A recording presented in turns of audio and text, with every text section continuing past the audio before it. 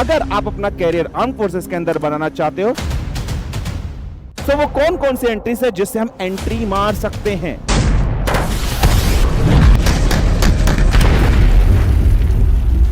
जो most common examination आपका आता है वो है नेशनल डिफेंस एकेडमी। मौके बने हुए हैं, बस तराशना है तुझे और मेहनत करनी।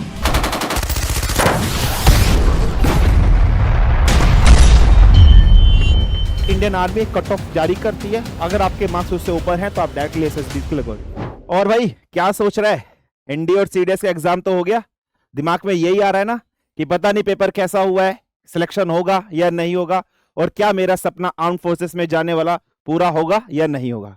तो भाई घबरा मत, आज मैं इस सेशन के अंदर बताने वाला हूं कि अगर तुझे अपना कैरियर आर्म फोर्सेस में बनाना है तो वो कौन कौन सी एंट्रीज है जिसके द्वारा तू एंट्री मार सकता है आर्म फोर्सेस के अंदर। और एक एक करके मैं सारी की सारी एंट्रीज के बारे में तेरे को बताने वाला हूं, और ये सारी एंट्रीज जो हैं वो 12th लेवल से लेकर ग्रेजुएशन लेवल तक मैं सारी एंट्रीज आपको बताने वाला हूं। इस एंट्रीज की अगर हम लोग बात कर रहे हैं, इसमें दोनों टाइप की एंट्रीज आपकी आने वाली है, डायरेक्ट और रिटन एग्जामिनेशंस के थ्रू। सो मैं विक्रांत पुंडीर आपका स्वागत करता हूं आपके अपने परिवार डिफेंस वाला पर, और आज के सेशन के अंदर हम लोग डिस्कशन करने वाले हैं, अगर आप अपना कैरियर आर्म फोर्सेस के अंदर बनाना चाहते हो, भले ही वो नेवी हो, आर्मी हो या इंडियन एयरफोर्स हो, सो वो कौन कौन सी एंट्रीज है जिससे हम एंट्री मार सकते हैं डायरेक्ट मीडियम से और रिटन एग्जामिनेशन से। बहुत से बच्चों के दिमाग में यही होता है कि शायद फौज के अंदर जाने के लिए सिर्फ 2-3 एंट्रीज ही हैं, उनको कॉमन जो इन्वायरमेंट मिलता है उस कॉमन इन्वायरमेंट में वो सिर्फ 2-3 एंट्रीज के बारे में ही जानते हैं, या तो उनको कॉमनली पता होता है नेशनल डिफेंस एकेडमी एनडीए के बारे में, या फिर उन लोगों को पता होता है सीडीएस जो एग्जामिनेशन आपका होता है ग्रेजुएशन के बाद या ग्रेजुएशन लेवल पर आप जब रहते हो उस टाइम पे भी। और एक बहुत कॉमन सा एग्जाम और है जिसके बारे में बहुत से बच्चे जानते हैं, वो है एफकेट। यही 3 कॉमन एग्जाम होते हैं जिसके बारे में बहुत से बच्चे जानते हैं। लेकिन भाई क्या तुझे पता है इसके अलावा भी बहुत सारी एंट्रीज होती है। बहुत से बच्चे ऐसे होते हैं जो शायद रिटर्न एग्जामिनेशन में थोड़ा सा वीक होते हैं, रिटर्न नहीं निकाल पाते, तो भाई घबरा मत, बहुत सारे अवसर है तेरे पास, इनडेफिनेट सोर्स ऑफ अवसर हैं, इनको समझ, इनकी एलिजिबिलिटी क्राइटेरिया समझ, डेट ऑफ क्या चाहिए रिक्रूटमेंट वाली या डेट ऑफ बर्थ क्या चाहिए वो समझ ले। मैं आज के सेशंस के अंदर बताने वाला हूं एंटायर चीजें इन डेप्थ इन डिटेल, घबरा मत भाई, बहुत सारे अवसर है। सो चलिए बेटा आज के सेशन को अपन स्टार्ट करते हैं, और इस सेशन के अंदर बहुत सारी एंट्रीज के बारे में अपन डिस्कशन करने वाले हैं। सो बेसिकली आप बोल दो भाई ये रोड मैप टू एंट्री है इंडियन आर्म फोर्सेस के अंदर, इंडियन नेवी, इंडियन आर्मी और इंडियन एयरफोर्स के अंदर। सो अगर मैं इस रोड मैप की बात करता हूं भाई, सबसे पहली चीज आपको जो समझनी है इस रोड मैप के अंदर, तो भाई सबसे फर्स्ट जो मोस्ट कॉमन एग्जामिनेशन आपका आता है वो है नेशनल डिफेंस एकेडमी, एनडीए की यहां पर हम लोग बात कर रहे हैं। अच्छा, अब एनडीए के एग्जामिनेशन की हम लोग बात तो कर ले, लेकिन बेटा एक चीज समझना बहुत इंपॉर्टेंटली, मैं सबसे पहले आपको क्या समझाना चाहता हूं, सबसे पहले मैं आपको यह बताना चाहता हूं कि कौन कौन से डिफरेंट टाइप की एंट्रीज आपकी होती हैं भाई अगर आप आर्म्ड फोर्सेस में जाना चाहते हो। सो हम इन एंट्रीज को 2 पोर्शन में डिवाइड करते हैं। एक आपकी है भाई डायरेक्ट एंट्री, याद रख लेना बेटा, और एक आपकी जो एंट्री है वो मोड ऑफ एग्जामिनेशंस या फिर रिटर्न एग्जाम के थ्रू आप यहां पर जाओगे। ये 2 टाइप की आपकी एंट्रीज यहां पर होती है बेटा। अब अगर मैं बात करता हूं मोड ऑफ एग्जामिनेशंस की, तो सबसे पहले मैं बात करता हूं 12th लेवल पर, अगर बात कर रहा हूं सो 12th लेवल पर आप सभी लोग एक एग्जाम अभी देकर आए हो, और वो एग्जाम कौन सा है, NDA national defence academy Pune का जो आप एग्जाम देकर आए हो वो आप लोग जानते हो, क्लियर है। साथ ही साथ अगर मैं एग्जामिनेशंस की बात कर रहा हूं, एक ग्रेजुएशन लेवल पर एग्जाम आप लोग अभी देकर आए हो हाल फिलहाल में, सीडीएस कंबाइंड डिफेंस सर्विसेज है ना बेटा, आर्मी नेवी एयरफोर्स आप लोग जानते हो, उसका एक एग्जाम आपका होता है। साथ ही साथ एक एग्जाम और होता है एयरफोर्स कॉमन एडमिशन टेस्ट, एफकेट आप लोग बोल देते हो। ये 2 ग्रेजुएशन लेवल पर एग्जाम होते हैं। यही पता होता है, बहुत से बच्चों को प्रॉब्लम होती है, नहीं पता होता, आज मैं सब बताने वाला हूं। अगर दूसरे लेवल पर डायरेक्ट एंट्रीज की बात करते हैं, सो 12th लेवल पर भाई तेरे पास बहुत सारी एंट्रीज हैं। एक है तेरे पास टेक्निकल एंट्री स्कीम, टीईएस जिसको बोला जाता है, और एक और है बेटा 10+2 लेवल पर नेवी के लिए आप जा सकते हो, 10+2 पर नेवी पर आप जा सकते हो, डायरेक्ट एंट्री है ये। क्लियर? सिमिलर वे में अगर मैं बात करता हूं ग्रेजुएशन लेवल पर, बहुत सारी एंट्रीज है भाई, बहुत सारी, अनगिनत नंबर ऑफ एंट्रीज है।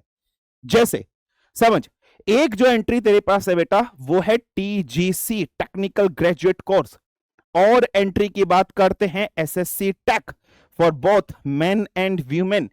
नेक्स्ट अगर हम लोग बात कर रहे हैं जैग एंट्री, जुडिशियल एंट्री से भी जा सकता है बेटा। उसके बाद एसएससी नेवी की टेक्निकल जो एंट्री होती है बेटा, नेवी टेक्निकल एंट्री एसएससी, इससे जा सकता है बेटा। क्लियर है? और अगर मैं एंट्रीज की बात कर रहा हूं यूनिवर्सिटी एंट्री स्कीम, यूईएस एक स्कीम चलती है, वो भी तेरे पास है भाई, यूनिवर्सिटी एंट्री स्कीम, है ना। ये डिफरेंट एंट्रीज हैं भाई जिसके द्वारा तू जा सकता है। और अगर ग्रेजुएशन लेवल पर एक एग्जाम पहले होता था, बहुत पहले हुआ, आजकल हालांकि हो नहीं रहा है, बट इन नियर फ्यूचर हो सकता है, एक बार हुआ था, वो है इंडियन नेवी का एंट्रेंस टेस्ट। जैसे एफकेट कराती है ऐसे ही एक होता है आईनेट टेस्ट होता है, वो भी होता है बेटा। तो ये कुछ एंट्रीज हैं, और एक एंट्रीज इसमें और इंपॉर्टेंट लगा ले बेटा, वो है एनसीसी स्पेशल, एनसीसी या स्पेशल एंट्री की अपन बात कर लेते हैं। ये कुछ एंट्री है जो तेरे पास है भाई, जिसमें जा सकता है, करियर बना सकता है। सेम वही मकसद इनका भी, देश सेवा अगर तुझे करनी है और कहीं ना कहीं तुझे रिटर्न एग्जाम को निकालने में प्रॉब्लम होती है भाई, ये रे मौके, मौके बने हुए, बस तराशना है तुझे और मेहनत करनी है।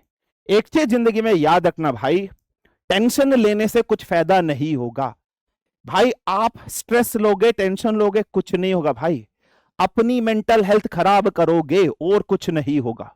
जिंदगी में हमेशा रिलैक्स चिल रहना है बेटा, कुछ ना कुछ सीखने के लिए मिलेगा। जब आप रिलैक्स रहोगे, चिल रहोगे, आपका माइंड भी काम रहेगा, और आप जिस भी काम में लगे हो उसको आसानी से पूरा कर सकते हो, बिल्कुल 100% एश्योर्ड है।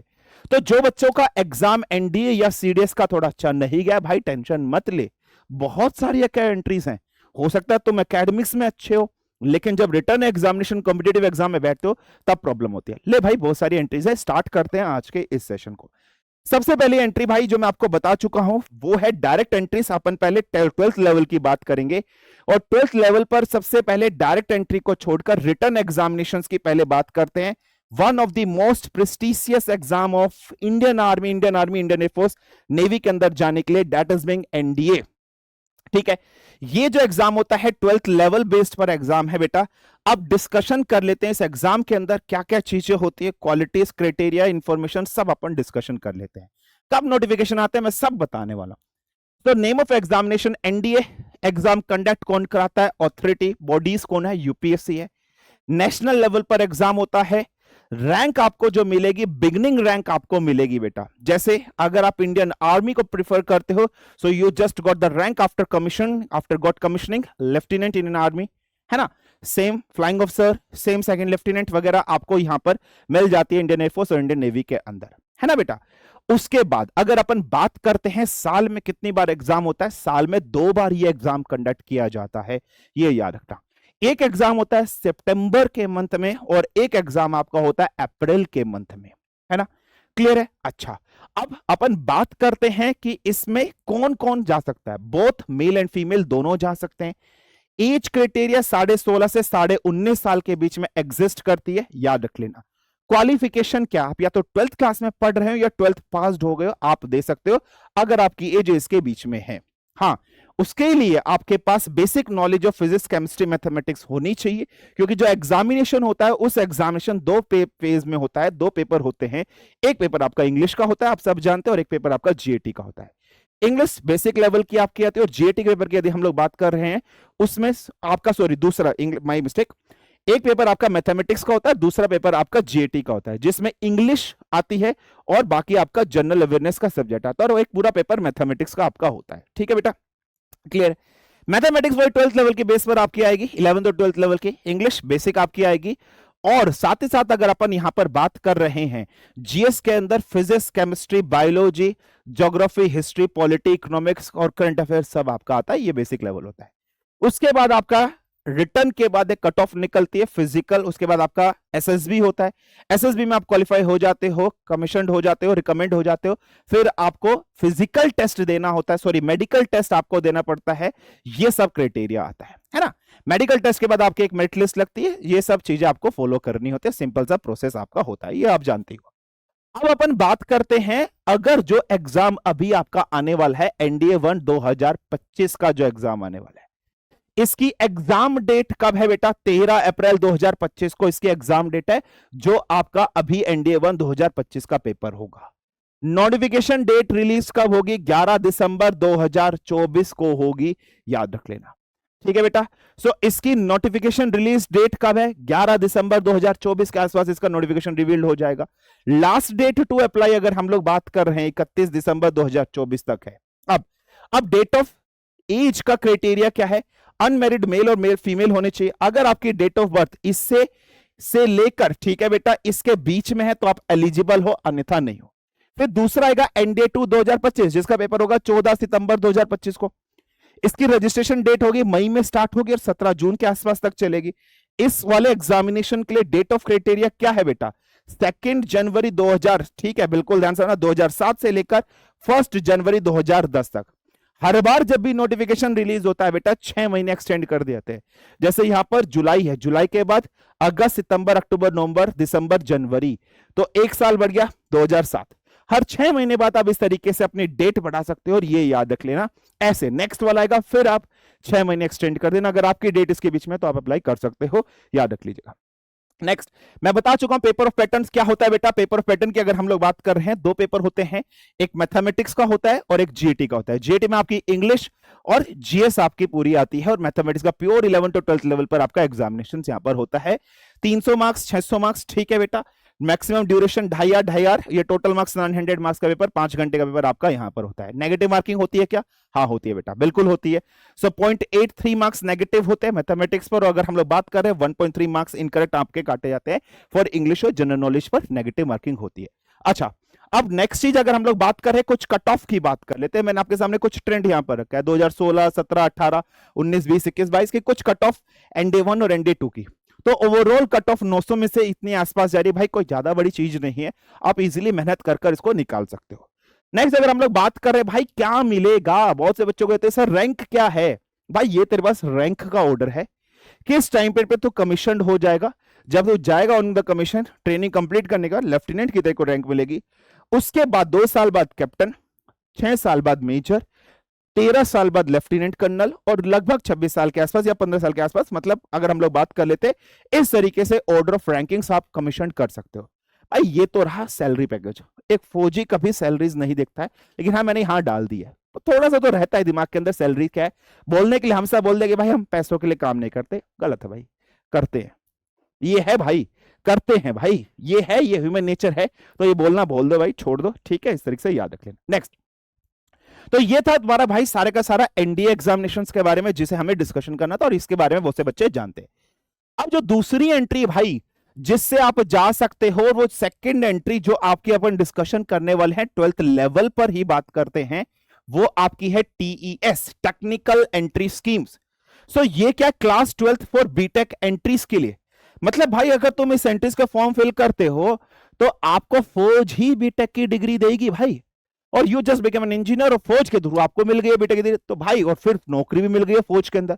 और इंडियन आर्मी की जो कुछ स्ट्रीम्ड ब्रांचेस होती है जो इंजीनियरिंग से रिलेटेड होती है, for example Corp of signal हो गया, है ना, कॉर्प ऑफ सिग्नल हो गया, या ईएमई हो गया, इलेक्ट्रॉनिक्स मैकेनिकल इंजीनियरिंग आपकी हो गई है बेटा वहां पर, या टेलीकम्युनिकेशन इंजीनियरिंग कुछ हो गई है ना, ब्रांचेस हो गई है। तो इस तरीके के अंदर आप जाकर रिक्रूट हो गए, वहां पर अपनी देश सेवा दोगे कम्युनिकेशंस वगैरह के अंदर, याद रख लीजिएगा। अब बात करते हैं भाई इसका क्राइटेरिया वगैरह क्या है, किस तरीके से इस एंट्रीज को अपन मानते हैं। सो ये आपकी जो एंट्री है भाई, ये डायरेक्ट एंट्री है भाई, याद रखना, मतलब कोई आपको इसके अंदर पेपर वगैरह नहीं देने की जरूरत पड़ेगी, no need to give the examination. और इस एंट्रीज में अगर आप जा रहे हो, you just become a permanent commission है भाई। ये परमानेंट कमीशन ऐसा नहीं कि शॉर्ट सर्विस कमीशन है, 10 साल 14 साल कराया फिर टाटा बाय बाय सुहा कर दिया, नहीं भाई, परमानेंट कमीशन है, ठीक है बेटा। चलिए अब बात करते हैं इंडियन आर्मी के अंदर आप सर्व करोगे, ठीक है बेटा। आप अप्लाई कैसे कर सकते हो? अगर आप 12th स्टैंडर्ड में थे, 12th स्टैंडर्ड में आपके पास साइंस स्ट्रीम थी, सिर्फ साइंस स्ट्रीम वाले बच्चे जिसके पास फिजिक्स केमिस्ट्री मैथमेटिक्स या बायोलॉजी भी कंबाइंड फॉर्म में थी। फिजिक्स केमिस्ट्री मैथमेटिक्स तो होना जरूरी है। अब बहुत से बच्चे बोलेंगे सर मेरे पास मैथमेटिक्स नहीं थी, बायोलॉजी थी, तो थोड़ा प्रॉब्लम है बेटा, नहीं है। पीसीएम आपके पास होना चाहिए, फिजिक्स केमिस्ट्री मैथमेटिक्स आपके पास होना चाहिए। तो आप एक परसेंटेज क्राइटेरिया होता है, इंडियन आर्मी फिक्स करती है, उसको क्लियर करने के बाद आप डायरेक्ट एसएसबी आप दोगे, याद रख लीजिएगा। सो क्या है बेटा एलिजिबिलिटी क्राइटेरिया, आपको बता चुका हूं मैं जैसे कि, ठीक है, बिल्कुल ध्यान समझना। सबसे पहले इंडियन नेशनलिटी आपके पास होनी चाहिए, आपके पास 10+2 के अंदर क्या होनी चाहिए, पीसीएम आपके पास सब्जेक्ट होना चाहिए। एज लिमिट जो अभी नोटिफिकेशन तुम्हारा निकलेगा 16.5 से सेम 19.5 साल के बीच में होनी चाहिए। अभी जो लेटेस्ट में नोटिफिकेशन आपका आएगा उसकी मैं आपको बता रहा हूं। तो क्या होगा बेटा, 2 जनवरी 2006 से लेकर अगर आप इसके बीच में हो तो आप एलिजिबल हो, याद रख लीजिएगा। एजुकेशन क्वालिफिकेशन क्या है बेटा, 10+2 एग्जामिनेशन, ठीक है बेटा, बिल्कुल ध्यान समझना, फाइन है, ये आप भर सकते हो। अगर आप 12th के फाइनल ईयर मतलब फाइनल 12th में पर हो तो भी आप फॉर्म फिल कर सकते हो, लेकिन जब आपका रिजल्ट आएगा उस टाइम पीरियड पे ध्यान समझना आपके परसेंटेज देखे जाएंगे। सो नॉर्मली ये कहा जाता है 12th पर आपके परसेंटेज जो आ जाते हैं उसके बिहाफ पर आपको एक शॉर्टलिस्टिंग मार्क्स बनाए जाते हैं, एक मेरिट लगाई जाती है, फिर उसके हिसाब से आपको कॉल किया जाता है। तो 12th में कम से कम पीसीएम में फिजिक्स केमिस्ट्री मैथमेटिक्स की अगर हम लोग बात कर रहे हैं सो मिनिमम 70% एग्रीगेट मार्क्स होने चाहिए साइंस के सब्जेक्ट्स के अंदर, इंडिविजुअल मतलब फिजिक्स में 70%, केमिस्ट्री में मैथमेटिक्स में, ये होना चाहिए, आप याद रखिए। दूसरा, अगर आप टीएस एंट्री से जा रहे हो बेटा तो जेई मेंस रैंक का आपके पास कंपलसरी है। जेई मेंस आपने नहीं किया बेटा, जेई मेंस आपने नहीं निकाला तो सॉरी आप एलिजिबल नहीं हो। जेई मेंस भी आपका क्वालिफाई होना चाहिए, कुछ रैंक्स वहां पर होने चाहिए, कुछ अच्छे स्कोर कार्ड आपके वहां पर होने चाहिए। मिनिमम क्राइटेरिया ये लोग फिक्स करते हैं 70% एंड अबव होगा तो ही, फिर उसके बाद मार्क्स होते हैं, फिर आपकी मेरिट लिस्ट लगती है, इंडियन आर्मी एक मेरिट लिस्ट लगाती है, उसी के हिसाब से कट ऑफ के बाद आपको एसएसबी के लिए कॉल किया जाता है। तो भाई जो बहुत से बच्चे ऐसे होते हैं जिनका रिटर्न नहीं निकला होता लेकिन जेई मेंस निकला होता है और उनके 12वीं में 70% से ज्यादा है, तो भाई पीसीएम अगर ज्यादा है तो आप इस फॉर्म को जरूर फिल करेगा। You just got a direct and chances to serve the Indian army, ठीक है बेटा, एज एन ऑफिसर। अगर आप बात करते हैं भाई ये फॉर्म कब अवेलेबल होते हैं बेटा, तो ये साल में एक बार फॉर्म निकलते हैं बेटा, मई और जून के महीने में निकलेंगे। और इस बार जो फॉर्म निकलेंगे उसके लिए डेट ऑफ क्राइटेरिया क्या है बेटा, ये डेट है बेटा, इतने से इतने के विषय में अगर तुम्हारी डेट ऑफ है तो इस साल जो फॉर्म निकलेंगे मतलब अभी एग्जाम के बाद होंगे, 2025 के बाद जो एग्जाम होंगे, बोर्ड के पेपर होंगे बेटा, उसमें आपकी ये क्राइटेरिया और मई जून के आसपास आपके फॉर्म निकलेंगे, याद रख लीजिएगा, ठीक है बेटा, फाइन है। चलिए अब बात करते हैं टोटल ट्रेनिंग कितनी कहा जाता है। सो टोटल ट्रेनिंग यदि हम लोग बात कर रहे हैं यहां पर 5 इयर्स के आसपास की ट्रेनिंग आपकी बोल दी जाती है। कुछ ट्रेनिंग्स अगर हम लोग बात करते हैं कैसे तरीके से की जाती है, एक जो होती है बेसिक ट्रेनिंग आपकी होगी ओटी वगैरह के अंदर होगी, ठीक है। कुछ आपकी टेक्निकल जो ट्रेनिंग होगी बेटा वो कहां पर होगी बेटा, ठीक है, अगर हम लोग बात कर रहे हैं CME Pune, college of military engineering Pune, ठीक है, ये क्या military college of telecommunication engineering Mau में है। ये आपका जीएस का पेपर भी कवर हो रहा है बेटा, पूछा लगता है एमसीटीसी कहां पर सेंटर है, मऊ है, सीएमई कहां पर है, पुणे में है। ये क्या military college of electronics and mechanical engineering, military college of electronics and mechanical engineering Secunderabad के अंदर है, जहां पर 3 साल की आपकी यहां पर ट्रेनिंग होगी, ठीक है बेटा, क्लियर है, फाइन। 1 साल की ट्रेनिंग आपकी कहां पर होगी, आईएमए देहरादून वगैरह, यहां पर आपकी ट्रेनिंग वगैरह कराई जाएगी, ये याद रख लीजिएगा। So this is the overall training period, आपको याद रख लेना, ठीक है। अब उसके बाद क्या, यहां पर आपको अवार्ड ऑफ डिग्री आपको दी जाएगी, बिल्कुल दी जाएगी, ठीक है बेटा। 4 इयर्स की कंप्लीट होने के बाद आपको बीटेक की डिग्री वगैरह दी जाएगी, ये सब आप याद रख लीजिएगा। सेम रैंक लेवल्स की अगर हम लोग बात कर रहे हैं, सब कुछ यहां पर आपकी सब चीजें मेंशन की गई है, क्लियरली आपको याद रख लेना। So these are all your ranks level जो आपको यहां पर पढ़ना है और समझना है, डिस्कशन करना है।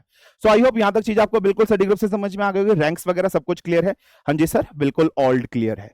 अब अपन बात करते हैं नेक्स्ट एंट्री जो अपनी आने वाली है, वो है इंडियन नेवी के 10+2 बीटेक एंट्री। भाई इंडियन नेवी भी अपनी बीटेक एंट्री निकालता है 10+2 लेवल पर, ठीक है बेटा। सो इंडियन नेवी जो अपनी बीटेक की लेवल पर डिग्री निकालता है उसको कहते हैं 10+2 cadet entry scheme. Same percentage criteria यहां पर भी होता है बेटा, फिजिक्स केमिस्ट्री मैथमेटिक्स के अंदर एक डेफिनेट नंबर ऑफ मार्क्स आपको गेन करने पड़ेंगे अपने 12th क्लास के अंदर, ये भी डायरेक्ट एंट्री है बेटा, परमानेंट कमीशन है ये भी, ठीक है। उसके बाद सेम आपको यहां पर बीटेक की डिग्री दी जाएगी और जेई मेंस का आपके पास स्कोर कार्ड कंपलसरी होना नेसेसरी है। अगर आप एक निश्चित कैटेगरी कट ऑफ जो इंडियन नेवी बनाता है उसको क्रॉस कर जाते हो तो आप शॉर्टलिस्ट हो जाओगे डायरेक्ट फॉर योर एसएसबी, और एसएसबी क्लियर करते ही यू जस्ट गॉट दी आपका मेडिकल होगा, और मेडिकल के बाद you just got commissioned into the Indian navy as an officer, ठीक है बेटा, क्लियर। एलिजिबिलिटी क्राइटेरिया यही बात करते हैं, 70% मार्क्स होने चाहिए फिजिक्स केमिस्ट्री मैथमेटिक्स में, और एटलीस्ट 50 मार्क्स आपके इंग्लिश में होने चाहिए, या तो आइदर इन क्लास 10th और इन क्लास 12th, आपके याद रख लेना बेटा। नेक्स्ट, इस साल जो फॉर्म निकलेगा भाई उसकी उम्र क्या है बेटा, 16.5 से 19 साल के बीच आपकी डेट होनी चाहिए। इस साल जो फॉर्म निकलेगा उसका एज ऑफ क्राइटेरिया मैंने आपके सामने यहां पर बता दिया भाई, this is being your age of criteria. ठीक है, फॉर्म कहां से फिल कर सकते हैं, ज्वाइन, ठीक है याद रख लेना, ज्वाइन इंडियन नेवी .gov.in से आप ज्वाइन कर सकते हो। वहां पर ज्वाइन इंडियन आर्मी .gov.in पर आपके सारे के सारे नोटिफिकेशन यहां पर निकलेंगे, ऑनलाइन फॉर्म फिल किया जाता है। ट्रेनिंग वगैरह आपकी यहां पर होगी, 2 स्टेजेस वगैरह के अंदर आपकी होगी। ठीक है, कुछ ट्रेनिंग आपकी कहां पर की जाती है, इंडियन नेवल एकेडमी जो जिमला है वहां पर आपकी कराई जाएगी। ठीक है, फिर बीटेक डिग्रीज वगैरह आपको यहां पर प्रोवाइड करा दी जाएगी, ये सब याद रख लीजिएगा। नेक्स्ट अगर अपन बात करते हैं, सेम परमानेंट कमीशन है, ये सिंपल से यहां पर बीटेक डिग्री आपको याद रखना। So these are the 3 entries through which you can made entries into the Indian army and Indian navy, direct entry और रिटर्न एग्जामिनेशन के थ्रू, मैंने आपको बता दी 10th 12th के बाद। सो एनडीए हो गई और टीएस हो गई है, और दूसरी हो गई 10+2 technical entry for the Indian navy. ठीक है बेटा, सो टीएस और 10+2 टेक्निकल एंट्री नेवी वाली जो आपकी है बेटा, ये वो एंट्रीज हैं जहां पर आप जा सकते हो with your percentage marks of 12th standard. 70% marks आपके होने चाहिए और you can just directly make an entry into that. Fine है बेटा, चलिए आगे बढ़ते हैं। नेक्स्ट, अब अपन बात करते हैं बहुत इंपॉर्टेंटली जो हमें डिस्कशन करना है, 12th लेवल के एग्जामिनेशंस के बाद अपन पढ़ते हैं ग्रेजुएशन लेवल्स की एंट्रीज पर। और ग्रेजुएशन लेवल की एंट्रीज पर सबसे पहले अपन मानते हैं रिटर्न एग्जाम्स के थ्रू कौन कौन सी एंट्रीज है भाई। सबसे पहली एंट्री है आपकी सीडीएस कंबाइंड डिफेंस सर्विसेज, सब लोग जानते हैं। इसके अंदर Indian army, Indian navy, Indian air force के थ्रू आप एंट्री मार सकते हो। ये बिल्कुल सेम उसी की तरह है जैसे आप 10th और 12th के बाद एनडीएस में एंट्रीज मारते हो। तो 12th लेवल पर एनडीए जैसे प्रेस्टिजियस एग्जाम, वैसे ग्रेजुएशन लेवल पर जो मोस्ट प्रेस्टिजियस एग्जाम बताया जाता है बेटा वो है सीडीएस, याद रख लीजिए, कंबाइंड डिफेंस सर्विसेज एग्जाम आपका है नेक्स्ट एग्जाम। भाई अपने आप में प्रेस्टिजियस एग्जाम है और one of the toughest examinations में से माना जाता है अगर आपको आर्म फोर्सेस में एंट्री मारनी। अच्छा खासा लेवल का पेपर आता है और एक डेप्थ में, इन डेप्थ में विजन के साथ आपको इसके लिए तैयारी करनी पड़ती है। चल भाई अब जानते हैं क्या क्या है। सेम अगर एज की बात करते हैं, अलग अलग Indian army, Indian navy, Indian air force, अलग अलग फोर्सेस के लिए अलग अलग एज क्राइटेरिया। मैं एक जनरल एवरेज एज क्राइटेरिया ले रहा हूं 20 से 25 साल या 20 से 24। अभी मैं आपको बताऊंगा कि डिफरेंट एज क्राइटेरिया किस तरीके से होता है, वो सब चीज मैं आपको बताऊंगा। एजुकेशन क्वालिफिकेशन ग्रेजुएशन होना चाहिए। अब ग्रेजुएशन में भाई ये मत समझ कि सर क्या ग्रेजुएशन मेरी बीटेक होगी, बीएससी, भाई तू किसी भी ग्रेजुएशन से हो, बी है, बीएससी है, बीटेक है, बी है, एमए है, कुछ भी है, सब एंट्री से। कोई परसेंटेज मार्क्स भी यहां पर चाहिए कि 60%, भाई तू पास होना चाहिए, 35%, 40%, जो भी तेरे पासिंग मार्क्स है तेरे को वो चाहिए बस, ऐसा कुछ नहीं है। एजुकेशन क्वालिफिकेशन, कोई भी ग्रेजुएशन एंट्री, इंडियन नेशनलिटी आपके पास होनी चाहिए। नंबर ऑफ अटेम्प्ट्स, कितने अटेम्प्ट्स देता हूं, जब तक तेरी एज नहीं होती भाई तब तक देता रहे। मैरिशल स्टेटस अनमैरिड ही होना चाहिए, याद रखिए। कोई एक्सपीरियंस की जरूरत है भाई, कुछ भी नहीं है। क्या मैन और वुमेन दोनों फिल कर सकते हैं, बिल्कुल कर सकते हैं। लेकिन अब एक चीज समझना, यहां पर बहुत इंपॉर्टेंट पॉइंट मेरे को बताना है, क्या है भाई, अगर for example you are prepare, you are being a women, women जो है वो सिर्फ ओटीए के लिए अप्लाई कर सकती है। सो सीडीएस की अगर अपन बात करते हैं भाई, इसको 2 कैटेगरी में डिवाइड किया जाता है, एक ओटीए है और दूसरी आपकी आईएमए है, आईएनए है और एएफए है। ठीक है बेटा, क्लियर है। जितनी भी गर्ल्स हैं वो गर्ल्स तो सिर्फ और सिर्फ ओटीए के थ्रू ही जा सकती हैं, बाकी बॉयज जो हैं वो इसके थ्रू भी जा सकते हैं और गर्ल्स भी इसके थ्रू, बॉयज यहां से भी जा सकते हैं। अगर मैं बात करता हूं भाई आईएनए और एएफए जो है, यहां पर बीटेक ही चाहिए होता है। याद रखना बेटा, जो आईएनए और एएफए है एयरफोर्स एकेडमी, वहां पर बीटेक्स वगैरह ही चाहिए होता है। सिंपल सा पॉइंट, आप ये याद रख लीजिएगा। बाकी बॉयज कर सकते हो। बस बेसिक डिफरेंस दोनों में क्या है भाई, यहां पर जो भी बच्चा एग्जामिनेशन देगा ओटीए वगैरह के एग्जाम के अंदर, यहां पर आपकी इंग्लिश होगा, जीएस होगा और मैथमेटिक्स का पेपर नहीं होता है। ओटीए वाले में मैथमेटिक्स का पेपर नहीं होता है। लेकिन यहां पर अगर अपन बात करें भाई, यहां इन लोगों को मैथ का पेपर भी देना पड़ता है। तो यहां 3 पेपर देंगे, यहां 2 पेपर देंगे। सिंपल सा है भाई। अगर किसी की मैथ तंग है, परेशान है, मैथ के अंदर 2 2 जा 6 बताता है, 3 3 जा 12 बताता है, तो भाई ये तुम्हारे लिए बना है। और जिसको पता है 2 2 दूना 2, 2 दूनी 2, 2 दूनी 4 होता है, 3 तिया 9 होता है, तो भाई ये तुम्हारे लिए बना है। प्रॉब्लम होती है, ऐसा कोई समस्या नहीं है, कोई दिक्कत नहीं है, सबके साथ दिक्कत होती है। जैसे मेरी दिक्कत अंग्रेजी के साथ है, आपकी दिक्कत हो सकता है मैथमेटिक्स के साथ हो। तो इसमें शर्म वाली बात नहीं है, क्योंकि जिसने करी शर्म उसके फूटे कर्म। तो अगर आपको अपने कर्म फोड़ने, शर्म करते रहिए, कर्म नहीं फोड़ने तो शर्म करना छोड़ दीजिए। सिंपल सी बात है, और कुछ इसमें नहीं है बेटा। ठीक है, चलिए अब अपन बात करते हैं क्या है पेपर ऑफ पैटर्न। मैंने आपको बता चुका हूं कि अगर आप आईएमए, आईएनए, एफए के थ्रू जाओगे तो 3 पेपर आपको देने पड़ेंगे। बाकी आप ओटीए से जाओगे तो आपको 2 पेपर देने पड़ेंगे। 2 पेपर का मतलब 100 मार्क्स का, सेम सेम सेम। यहां पर 300 मार्क्स, यहां 2 मार्क्स, नंबर ऑफ ड्यूरेशन 2 2 घंटे, 2 2 घंटे का पेपर आपका होने वाला है। ठीक है बेटा। अब बात कर लेते हैं, मैंने बताया भाई एज क्राइटेरिया अलग अलग होता है। आईएमए के लिए इस साल जो नोटिफिकेशन अभी आपका निकलेगा बेटा, ध्यान से समझना, जो इस साल नोटिफिकेशन हुई है, जितनी भी एज क्राइटेरिया मैंने बताया लेटेस्ट बताई है, ये सब चेक कर सकते हो बेटा, ठीक है। नॉट अर्लियर देन 2 जनवरी 2002 से, और नॉट लेटर देन इसके, मतलब इसके बीच में होनी चाहिए, तो आप आईएमए के लिए एलिजिबल हो। इंडियन नेवी एकेडमी के लिए बात कर रहे हो बेटा, तो आप याद रख लेना इस डेट से इस डेट के बीच में हो तो एलिजिबल हो। वहीं एयरफोर्स एकेडमी के लिए बात कर रहे हो, 20 से 24 साल की यहां पर होती है, आप इससे लेकर इसके बीच में एलिजिबल हो तो आप फिल कर सकते हो। वहीं अगर हम लोग बात कर लेते हैं, ठीक है, क्लियर है, बिल्कुल ध्यान से समझना, अनमैरिड होनी चाहिए, ठीक है, ये सब चीजें मैंने आपकी यहां पर बात करेंगे। ऑफिसर ट्रेनिंग एकेडमी ओटीए जिसकी अपन बात कर लेते हैं, जो कि ठीक है मद्रास चेन्नई वगैरह आपके अंदर यहां पर मिलते हैं, ठीक है, ओटीए चेन्नई, ठीक है। यहां पर अगर अपन लोग बात कर रहे हैं, यहां पर फॉर मेन के लिए क्या है, मेन के लिए एज क्राइटेरिया बेटा ये है, वुमेन के लिए क्या है, ये नॉन टेक्निकल एंट्रीज वगैरह है, तो इनके लिए भी यहां पर आपके सामने मेंशन की गई है सारी की सारी एज, ये आप याद रख लीजिएगा बेटा, ठीक है, क्लियर है। तो ये सब चीजें आपको, हाँ अब बहुत से बच्चे ऐसे होते हैं जो अनमैरिड भी हो जाते हैं, ऐसा कुछ नहीं सर मैं मैरिड हो गया हूं, या कुछ वुमेन ऐसे हो गए मैरिड हो गए, तो उस टाइम पीरियड पे अगर आप मैरिड हो गए बाई चांस, तो आपको ट्रेनिंग टाइम पीरियड के अंदर आप अपने फैमिली के साथ नहीं रह सकते हो, जब तक ट्रेनिंग होगी तब तक you have to be live, you have to be stay with the academies accommodation, आपको एकेडमी अकोमोडेशन में ही रहना पड़ेगा, वहीं पर आपको रहना पड़ेगा। हाँ, आप अपने ट्रेनिंग सक्सेसफुल करने के बाद you can join your families, ये याद रख लीजिएगा, और इतना गट्स है ना, तो करिएगा, वरना सॉरी। आगे बात करते हैं बेटा, अब एज क्राइटेरिया मैं आपको बता चुका हूं भाई, अलग अलग वगैरह ये है, वो मैं 8 वहां पर आपको बता चुका हूं।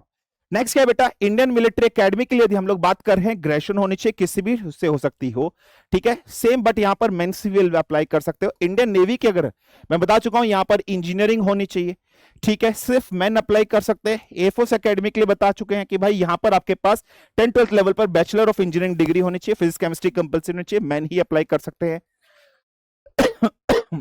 ऑफिसर ट्रेनिंग एकेडमी की बात करते हैं, फीमेल और मेल दोनों अप्लाई कर सकते हैं यहां पर, ठीक है बेटा, और आप ग्रेजुएशन होना चाहिए किसी भी यूनिवर्सिटी से, और यहां पर सिर्फ और सिर्फ मेल अप्लाई कर सकते हैं, सिंपल सा क्राइटेरिया है जो आपको पता होना चाहिए। ये डायरेक्ट एंट्री के बारे में मोस्ट ऑफ द स्टूडेंट को पता ही पता होता है, ये कुछ हाइट क्राइटेरिया, ठीक है।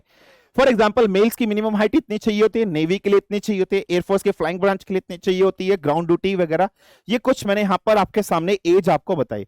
कुछ एज रिलैक्सेशन मिलता है जो नॉर्थ ईस्ट स्टेट्स वगैरह के होते हैं बेटा, ठीक है, क्लियर है, ये सब याद रख लीजिए, कुछ एज क्राइटेरिया यहां पर बताया गया। अब बात करते हैं सर कट ऑफ की। तो कट ऑफ का पैटर्न मैंने आपके सामने यहां पर लिया, सीडीएस 2 2022 का लिया है, सीडीएस 1 2022 का लिया है, सीडीएस 2 2021, सीडीएस 1 2021 और सीडीएस 2 2020 और सीडीएस 1 2020 का यहां पर आपके सामने एज ग्रेड सोरा कट ऑफ लिया है। ओटीए वुमेन और मैन, ऐसा कुछ भी फौज के अंदर कोई भी आरक्षण नहीं होता है बेटा, एक चीज अपने दिमाग के अंदर फिट कर लीजिएगा। तो ये कट ऑफ इतनी गई थी, यहां पर आईएमए के लिए इतनी, आईएनए इतनी, तो ये कट ऑफ है भाई। अगर आप स्ट्रेटेजी विजन से पढ़ोगे, you just crack the examination very easily. मैं बहुत जल्दी यहां पर एक वीडियो आपके लेकर आने वाला हूं कि सीडीएस एग्जामिनेशन अगर आपको क्रैक करना तो आपको क्या स्ट्रेटेजी बनानी चाहिए, किस तरीके से एग्जाम को क्लियर करना चाहिए। सो जो हमारा दूसरा चैनल है सीडीएस एफकेट बाय पीडब्ल्यू, वहां पर मैं कंप्लीट स्ट्रेटेजी आपको बताने वाला हूं, आप जाकर वहां पर देख सकते हो। आज ही वो वीडियो पब्लिश हो जाएगी रात के टाइम पे बेटा, ठीक है। चलिए, सो ये सारी एंट्रीज थी आपकी एफकेट एग्जामिनेशन के अंदर, हम लोग बात कर सकते हैं। और एफकेट एंट्रीज, सॉरी, उसके बाद जो सीडीएस एंट्री थी उसके बारे में डिस्कशन लिया। सीडीएस एंट्री से आप Indian army, Indian navy, Indian air force तीनों में जा सकते हो, याद रख लीजिएगा बेटा, फाइन। परमानेंट कमीशन वहां पर, और जो ओटीए वाली है, ओटीए वाली शॉर्ट सर्विस कमीशन है बेटा, मोस्ट 10 साल, maximum expendable up to 14 years. OTA वाले शॉर्ट सर्विस कमीशन होते हैं, बाकी आईएनए, एफए और आईएनए वाले परमानेंट कमीशन होते हैं, याद रख लीजिएगा।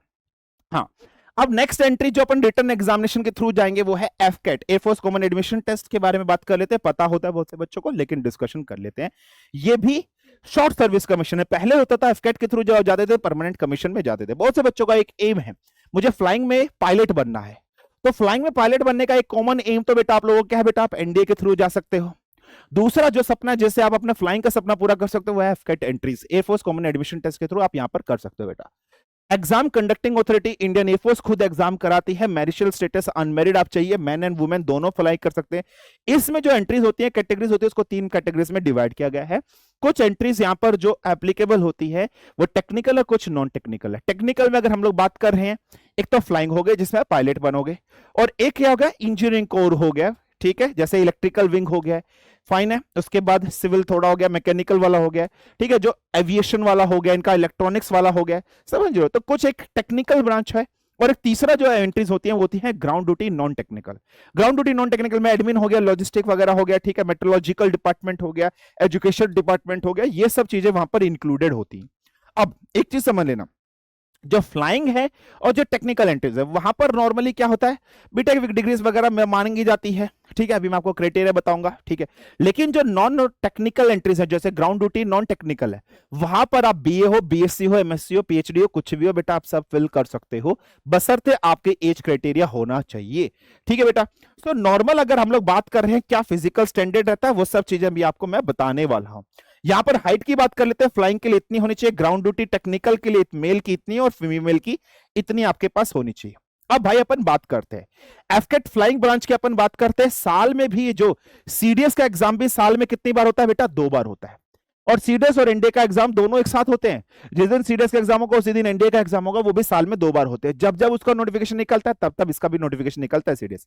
एफकेट का भी कितनी बार होता है, साल में 2 बार एग्जाम होता है, एक बार फरवरी के मंथ में आपका पेपर होता है और एक बार अगस्त के मंथ में आपका पेपर होता है बेटा, ये याद रख लीजिए, 2 बार साल में आपको मौका मिलेंगे पेपर देने के लिए। अब बात कर लेते हैं इस साल जो अभी आपका फरवरी में पेपर होगा उसका एज क्राइटेरिया क्या आपके सामने है, वो मैं आपको बताता हूं। ये सब एज क्राइटेरिया है बेटा, बिल्कुल एफकेट 1 2025 अगर आप देना चाहते हो तो इतने से इतने के बीच में आपकी डेट होनी चाहिए, और आप एफकेट 2 2025 दोगे तो इतने से इतने के बीच में आपकी होनी चाहिए, ठीक है। फ्लाइंग ब्रांच के लिए मिनिमम एज 20 से 24 साल, आप दोनों मेल और फीमेल दोनों दे सकते हो। दूसरा ग्राउंड ड्यूटी टेक्निकल और नॉन टेक्निकल के बीच में बात कर लेते हैं बेटा, 20 से 26 साल के बीच में आप इसको दे सकते हो। एफकेट 1 के लिए ये आपकी डेटा और एफकेट 2 के लिए ये आपकी डेटा, यहां पर 2025 लिखा हुआ है, या फिल कर सकते हो, याद रख लीजिएगा। So these are the age criteria.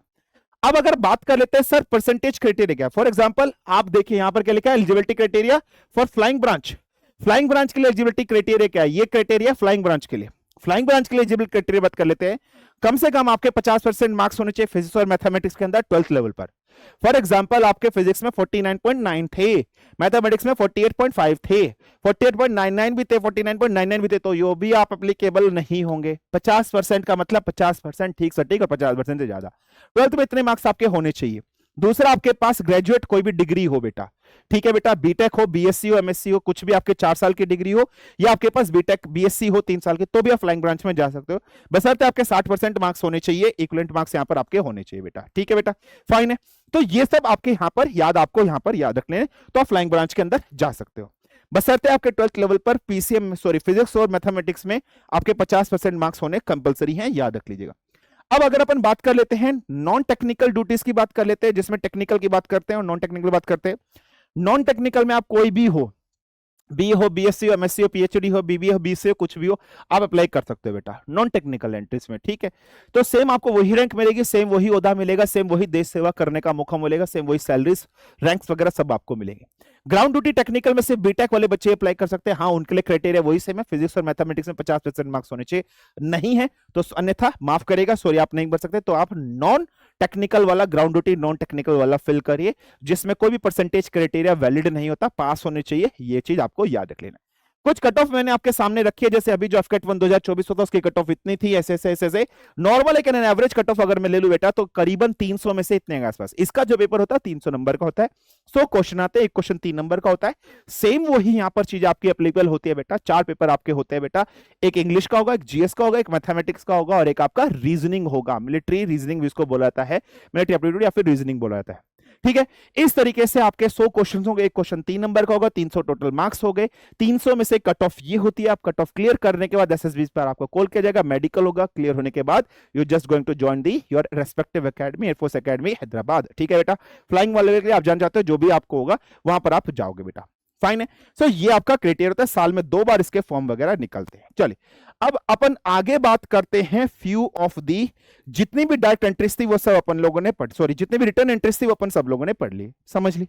अब अपन देखते हैं बेटा डायरेक्ट एंट्रीज के बारे में, ठीक है। ग्रेजुएशन लेवल पर डायरेक्ट एंट्रीज की अपन बात करते हैं कि ग्रेजुएशन लेवल पर हमारे पास डायरेक्ट एंट्रीज कौन कौन सी है। तो ग्रेजुएशन लेवल पर डायरेक्ट एंट्री की अगर अपन बात करते हैं, let's discuss, let's understand, let's find out. तो डायरेक्ट एंट्री में सबसे पहले है आपके पास एनसीसी स्पेशल एंट्री, ठीक है बेटा। सो एनसीसी स्पेशल एंट्री आपके पास, उसके बाद यूनिवर्सिटी एंट्री स्कीम भी आपके पास, हालांकि अभी आती भी है, बहुत से कॉलेज में चलती है लेकिन पहले चलती थी, ठीक है। उसके बाद टीजीसी है आपके पास, एसएससी टेक है आपके पास, फाइन है बेटा, और एक जैग एंट्री आपके पास है जुडिशियल के लिए, और आपके पास एसएससी टेक भी है, एसएससी टेक है फॉर द नेवी, ठीक है, इंडियन नेवी, ये आपके पास है। ये कुछ आपके पास एंट्री है। और हाँ, इसके अलावा अगर हम लोग इंडियन कोस्ट गार्ड की बात करते हैं, वो भी आपकी एंट्रीज में यहां पर इंक्लूड होता है, वो भी मैं आपको बता दूंगा, ठीक है बेटा। सो इंडियन आर्मी की अब हम लोग बात करते हैं, एनसीसी स्पेशल एंट्री की बात करते हैं। सो एनसीसी स्पेशल एंट्री क्या है बेटा, बिल्कुल ध्यान से बना, आपके पास अगर एनसीसी थी तो आपके पास एक मौका है, आप डायरेक्ट एसएसबी देने जा सकते हो, लेकिन उसके लिए कुछ शर्तें हैं, कुछ कंडीशन है जो आपको फॉलो करनी पड़ेगी। तो एलिजिबिलिटी क्राइटेरिया भी दिखते हैं, लेकिन इस एनसीसी एंट्री से अगर आप जा रहे हो बेटा, ठीक है बेटा, बिल्कुल याद रख लेना, तो आप शॉर्ट सर्विस कमीशन में जाओगे, नॉर्मल 10 से 14 साल की आपकी नौकरी होगी। एलिजिबिलिटी क्राइटेरिया यहां पर क्या है बेटा, वो पढ़ते हैं। एज लिमिट आपकी 19 से 25 साल के बीच में होनी चाहिए।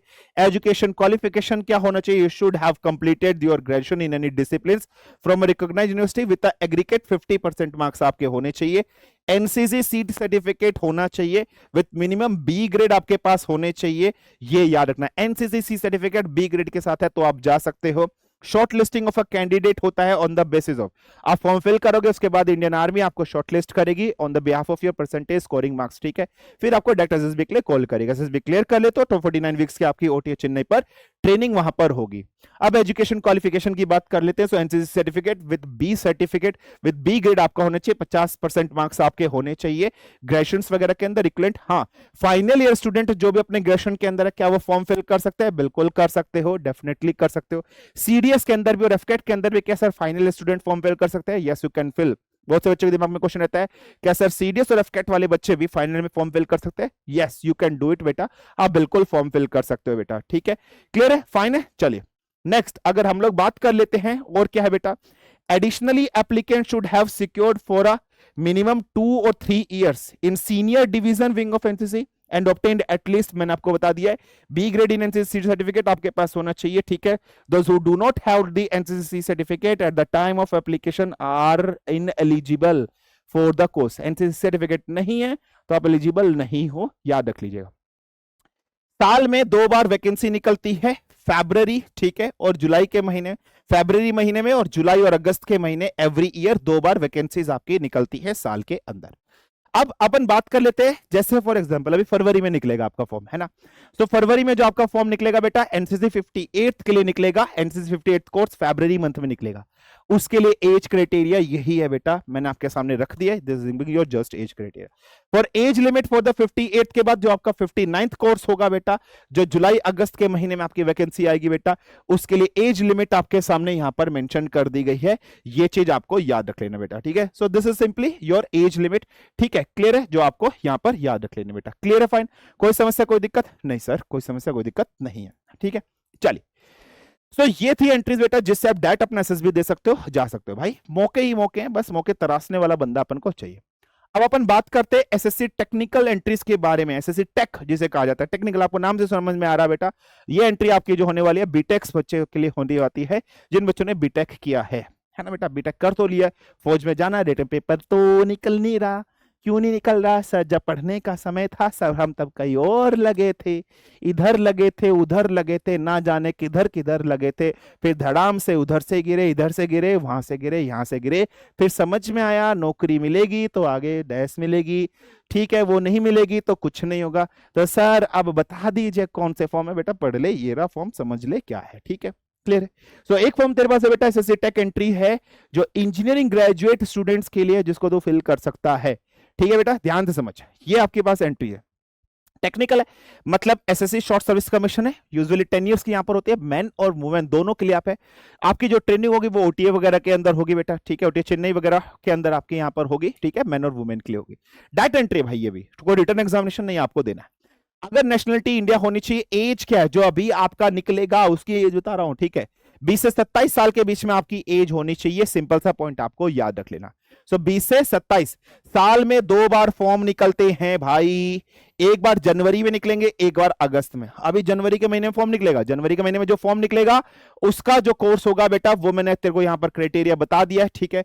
तो वहां पर जो एज आपकी होनी चाहिए वो इतने से इतने के बीच में होनी चाहिए। वुमेन्स की अगर हम लोग बात कर रहे हैं वो भी बता दी गई है, ठीक है। हाँ, अगर हम लोग बात कर रहे हैं यहां पर एक चीज समझना, वॉर विडोज होती है बेटा, बहुत सी ऐसी महिलाएं होती है जो वॉर विडोज होती हैं, है ना, जिनके जो हस्बैंड होते हैं शहीद हो जाते हैं, है ना, वॉर विडोज। तो वॉर विडोज भी इसमें फॉर्म अप्लाई कर सकते हैं, बिल्कुल कर सकते हैं। उनके लिए एज रिलैक्सेशन 35 साल तक यहां पर एक्सटेंडेड कर दी जाती है एसएससी टैक्स के अंदर, ये याद रख लीजिएगा, ठीक है बेटा।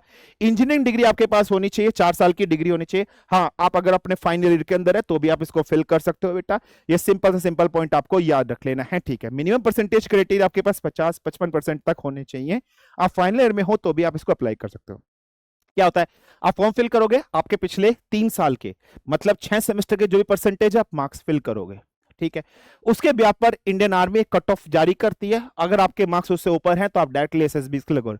भाई ये एक ऐसी एंट्री ना जिसके स्क्रीनिंग टेस्ट पर 300 400 600 700 बच्चे तक स्क्रीनिंग पर चले जाते हैं भाई।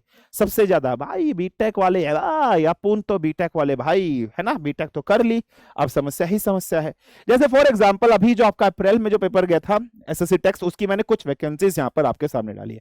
जैसे source service commission for man के लिए थी 350 थी, है ना, ये मैंने ओल्ड डाल रखी है यहाँ पर। वुमेन के लिए कितनी थी बेटा, 29 थी, है ना बेटा, बिल्कुल याद रख लेना, ठीक है। टेक्निकल की यदि हम लोग बात वेरियस पोस्ट यहाँ पर क्या थी बेटा, ये वॉर विडोज के लिए, वॉर विडोज के लिए बेटा एक एक वैकेंसीज यहाँ पर थी, नॉन टेक्निकल और वॉर विडोज के लिए ये है, बाकी ये सब नॉर्मल वैकेंसीज है। टोटल 381 के आसपास की वैकेंसीज यहाँ पर थी बेटा, ठीक है। उसका कुछ क्राइटेरिया मैंने यहाँ डाला है, सिविल इंजीनियरिंग हो, बिल्डिंग, ये सब, इलेक्ट्रिकल, मैकेनिकल, मेटलर्जिकल, ये सब फलाना ढिकड़ा, बहुत सारी इंजीनियरिंग एंट्रीज होती है। समझ में नहीं आता इंजीनियरिंग की कितनी सारी डिग्रियां है, वो सब डिग्रीज में और वुमेन के लिए वैकेंसीज यहाँ पर मेंशन की गई बेटा, ठीक है। चलिए आगे बात करते हैं। अब क्या है, अब बहुत इंपॉर्टेंट चीज है, ध्यान से समझ। फाइनल सेटलमेंट या final year student candidate will provisionally allowed to appear in SSB subjected to the following. आप जा सकते हो, ठीक है। आपको 3 ईयर तक की इंजीनियरिंग डिग्री पर जो भी आपके मार्क्स आए हैं 3 साल तक मतलब 6 सेमेस्टर तक जो भी आए वो बताने हैं, ठीक है। अगर आप फाइनल ईयर के अंदर हो, आप अगर आपने बीटेक कंप्लीट कर लिए तो 8 सेमेस्टर के डालोगे, 4 साल के डालोगे, ठीक है बेटा, बिल्कुल याद रख लीजिएगा। हाँ, फिर आपको अपने कॉलेज से अगर 3 साल में हो तो आपको सर्टिफिकेट लेकर जाना पड़ेगा, हाँ ये मेरे मार्क्स सही हैं, कॉलेज के डायरेक्टर से साइन वगैरह कराने पर आपको लेकर जाने पड़ते हैं। फिर वहां पर अगर आप बीटेक 4 हो और आपकी सपोज करो डिग्री नहीं आई है, प्रोविजनल डिग्री आपको बनाकर लेनी पड़ती है। कहीं पर फेरबदल हुआ तो आप धरे जाओगे, पकड़े जाओगे, फेल दिए जाओगे, वो भी याद रख लेना बेटा। दूसरा पॉइंट इंपॉर्टेंट जो आपको याद रखना है वो क्या है भाई, भाई अगर आपके 6 सेमेस्टर में आप समझ रहे हो हम 30 मार्का हैं और आपके मार्क्स आ रहे हैं 50% से 55 से ज्यादा, लेकिन 6 सेमेस्टर में आप 3-4 बैक तो लेकर बैठे हो, बैक नहीं होनी चाहिए जिस टाइम पे आप फॉर्म फिल करो, एक भी बैक नहीं होनी चाहिए। You must have be back free, एक भी बैक नहीं होनी चाहिए, कंपार्टमेंट नहीं होनी चाहिए, सब क्लियर अगर थी तो क्लियर हो जानी चाहिए, ये याद रख लीजिएगा। सो अगर बीटेक में अगर आपकी कंपार्टमेंट है जिस टाइम पे आप फॉर्म फिल कर रहे हो तो आप नहीं भर सकते हो, सिंपल सा पॉइंट याद रख लेना, ठीक है बेटा। Candidate studying in the final year of the should not have any backlog eight the time of submission, ठीक है, बिल्कुल याद रख लेना। Candidate studying in the final year ensure that the submission of final passing degree, जैसे अभी आपकी 1 अक्टूबर जो अभी फिल करोगे फरवरी में जो होगा यहां तक आ जानी चाहिए, ठीक है। ये कुछ आपकी वैकेंसीज हैं फॉर द वॉर विडोज महिलाओं के लिए, यहां पर कुछ वैकेंसीज यहां पर डाली गई है, ठीक है भाई। तो ये सब है आपकी यहां पर एंट्रीज। नेक्स्ट जो आपकी डायरेक्ट एंट्री है वो है टीजीसी, परमानेंट कमीशन है बेटा। टीजीसी टेक्निकल ग्रेजुएट कोर्स एक परमानेंट कमीशन है, ठीक है। चलिए इसके बारे में अपन डिस्कशन कर लेते हैं टीजीसी के बारे में। टेक्निकल ग्रेजुएट कोर्स है सेम, वो शॉर्ट सर्विस कमीशन था, ये परमानेंट कमीशन है, स्पेसिफिकली मेल्स वगैरह के लिए, फीमेल्स के यहाँ पर बात कर लेते हैं, ठीक है बेटा, क्लियर है। ट्वाइस अ ईयर, साल में 2 बार इसकी एंट्रीज निकलती है, एक जनवरी के महीने में और एक जुलाई के महीने में, 2 साल आपके फॉर्म निकलते हैं बेटा, ठीक है। इंडियन मिलिट्री एकेडमी वगैरह पर आपकी यहाँ पर ट्रेनिंग होगी, फिजिकल ट्रेनिंग वगैरह, बीटेक तो आप करके सीधा ट्रेनिंग होगी, फिजिकल ट्रेनिंग, ठीक है बेटा। इसके एप्लीकेशन मई और जून के महीने में, ठीक है, क्लियर है, बिल्कुल ध्यान समझना, फाइन है। स्टार्टेड आपके हो जाएंगे मतलब जनवरी वाला, ठीक है, इस तरीके से कुछ आपके होंगे, ठीक है। तो ये सब आपको याद रख लेना है। नेक्स्ट अगर हम लोग बात कर लेते हैं एलिजिबिलिटी क्राइटेरिया की बात कर लेते हैं, क्या क्या है। सिटीजनशिप, आपकी एज 20 से 27 साल के बीच में होनी चाहिए, जैसे अभी जो आपका निकलेगा उसकी एज यहां पर मैंने मेंशन कर दिया। एजुकेशन क्वालिफिकेशन सेम वही जैसे टेक वाली आपकी होती है, बीटेक के फाइनल ईयर या प्री फाइनल ईयर के अंदर आप हो थे तो आप फिल कर सकते हो 6 सेमेस्टर या 4 सेमेस्टर तक के, सॉरी 6 सेमेस्टर या 8 सेमेस्टर तक के मार्क्स आपको फिल करने, कोई भी आपकी बैकलॉग नहीं होनी चाहिए, एक निश्चित क्राइटेरिया 55% अबव होना चाहिए। अगर आप रेस्पेक्टिव एंट्रीज पर हो इंजीनियरिंग की, इलेक्ट्रिकल, मैकेनिकल, सिविल वगैरह, तो ही आप फॉर्म फिल कर सकते हो। फिर उसके बाद कट ऑफ लगेगा, कट ऑफ के बाद आप जाओगे। हाँ, अगर आप रिकमेंड हो जाते हो तो आपको एक सर्टिफिकेट देना पड़ेगा, प्रोविजनल डिग्री एसएसबी वगैरह पर आपको लेकर जाना पड़ता है कि हाँ मेरी बीटेक ये कंप्लीट हो जाएगी और मेरे सारे मार्क्स सही हैं, बिल्कुल अप्रूव्ड, आपको ये लेकर जाना पड़ता है अपने डायरेक्टर से साइन वगैरह कराकर। इस साल जो आपकी टीजीसी वैकेंसी की निकली थी बेटा वो ये थी 7-7-14, ठीक है, 21 और 3-24 और 28 और 2-30, लगभग 30 के आसपास आपकी वैकेंसी थी। सिविल की थी, कंप्यूटर साइंस की थी, मैकेनिकल, इलेक्ट्रिकल, ठीक है, ये सब आपकी वैकेंसीज थी इस साल, जो आप याद रख सकते हो बेटा, ये सारी थी आपकी। ठीक है, चलिए अब बात करते हैं जैग एंट्रीज, ठीक है, जुडिशियल एंट्रीज की बात करते हैं। बहुत से बच्चे ऐसे होंगे जिन्होंने बीएलएलबी, ठीक है, कर रखी होगी, ठीक है, तो भाई वो क्या कर सकते हैं, जज, एडवोकेट, जर्नल्स, जो जैग ब्रांच होती है ना भाई, जुडिशियल ब्रांच इंडियन आर्मी की भी होती है, इंडियन आर्मी के तो कोई जुडिशियल केसेस वगैरह होते हैं, सो जज, एडवोकेट, जर्नल्स ब्रांच से आप जा सकते हो बेटा, ये याद रख लीजिएगा, यहां से आप फॉर्म फिल्स वगैरह कर सकते हो। So there the certification criteria, age limit क्या होनी चाहिए बेटा, जो अभी फॉर्म निकलेगा उसकी मैं यहां पर बात कर रहा हूं बेटा, ये सिंपल रखना। इसके अगर हम लोग बात कर लेते हैं, साल में 2 बार वैकेंसीज आपकी निकलती है, जनवरी, फरवरी और जुलाई अगस्त के महीने के आसपास के बीच। अभी जो निकलेगा उसका एज क्राइटेरिया मैंने आपके सामने यहां पर मेंशन कर दिया है। क्वालिफिकेशन क्या है, आपके मिनिमम 25-55% मार्क्स होने चाहिए, LLB degree, there professional degrees होनी चाहिए, या फिर 5 ईयर प्रोग्राम जो आप करते हो 10+2 के बाद लॉ के अंदर, उसके अंदर होनी चाहिए। ठीक है, the candidate should be eligible for registration with the bar councils होना चाहिए, ये आपको याद रख लेना बेटा। ठीक है, gender both male and females दोनों अप्लाई कर सकते हो। इसके अलावा अगर हम लोग बात कर रहे थे और क्वालिफिकेशंस में मिनिमम 25-55% आपके मार्क्स होने चाहिए, ठीक है, बता दी गया। उसके बाद क्लैट का पीजी 2024 का स्कोर कार्ड भी आपके, जैसे वहां पर जेई मेंस का स्कोर कार्ड मानते थे टीएस वगैरह के लिए, है ना, ऐसे यहां पर क्लैट का पीजी का, fine for all the candidate. ठीक है, जो स्कोर्स के लिए अप्लाई कर रहे हैं वो स्कोर कार्ड भी आपको यहां पर चाहिए।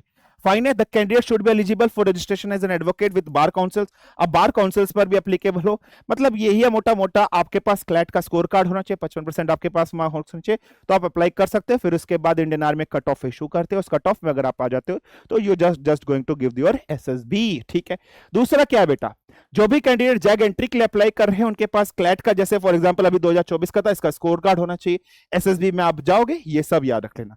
नंबर ऑफ वैकेंसीज यहां पर बात करते हैं, इस बार मेन के लिए 5 थी, वुमेन के लिए भी यहां पर 5 वैकेंसीज यहां पर बताई गई थी, सिंपल सा पॉइंट आपको ये याद रख लेना है।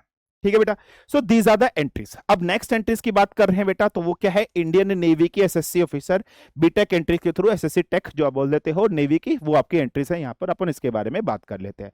तो ये क्या है बेटा, डायरेक्ट एंट्री है, short service commissioner for graduate level entries है बेटा। ठीक है, एसएससी टेक मतलब टेक्निकल है, बीटेक वाले यहां पर नॉर्मली अप्लाई कर सकते हैं, साल में 2 बार आपकी ये वैकेंसी निकलती है बेटा। ठीक है, ठीक है, क्लियर है, बिल्कुल ध्यान रखना, एक स्प्रिंग टर्म के लिए और एक ऑटम टर्म के लिए यहां पर आपकी वैकेंसी निकलती है। ठीक है, क्लियर है। अब सेम अगर हम लोग बात कर रहे हैं, यहां पर कुछ वैकेंसी थी जनरल सर्विसेज के लिए, जहां पर आपको बीटेक चाहिए होता है, मिनिमम 60% मार्क्स बीटेक में आपको होने चाहिए।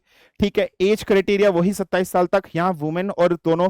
ठीक है, एयर ट्रैफिक कंट्रोल एटीसी की वैकेंसीज थी, बीटेक होनी चाहिए किसी भी स्ट्रीम से, मिनिमम 60% आपके मार्क्स होने चाहिए। ठीक है, ये अभी जो पुरानी डेट थी बेटा, जो पुराना फॉर्म निकला था 2 जनवरी 2025 में, उसकी एज है। अगर आप अभी लेटेस्ट में देखने चाहोगे तो आप इसमें 6 मंथ प्लस कर दीजिएगा, दोनों में 6 मंथ आप प्लस कर दीजिएगा। ठीक है, सेम ऐसे नवल एयर ऑपरेशंस के लिए, पायलट के लिए, लॉजिस्टिक के लिए कुछ वैकेंसीज आपके सामने। यहाँ नॉर्मली इसमें आप लोग जो बीटेक हो वही अप्लाई कर सकते हो, ये बीटेक वाले स्टूडेंट्स के लिए ही ये एंट्रीज आपकी यहाँ पर बताई गई है। ठीक है बेटा, इन नेवल आर्मेंट इंस्पेक्टर कैडर है, उसमें भी आप फिल कर सकते हो।